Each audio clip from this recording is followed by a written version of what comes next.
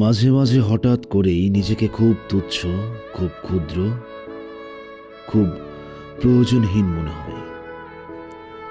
মনে হয় এই যে বিশাল আকাশ, এই যে কোটি কোটি তারা, এই যে বিপুল মহাবিশ্ব, তার কাছে আমি আসলে কে?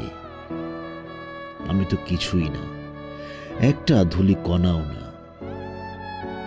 আমি না থাকলে পৃথিবীর কিছুই থেমে থাকবে না। সূর্য ঠিকই উঠবে, চাঁদ ঠিকই ডুববে, মানুষজন তাদের জীবন নিয়ে ব্যস্ত থাকবে। আমার থাকা না থাকায় কারো কিছুই যায় আসে না। এই ভাবনাটা যখন মাথায় আসে, তখন বুকের ভেতরটা কেমন ফাঁকা হয়ে যায়। মনে হয় আমি এত ছোট, এত নগণ্য। আমার কষ্ট, আমার স্বপ্ন, আমার ভালোবাসা এই মহাবিশ্বের কাছে এর কোনোই মূল্য নেই।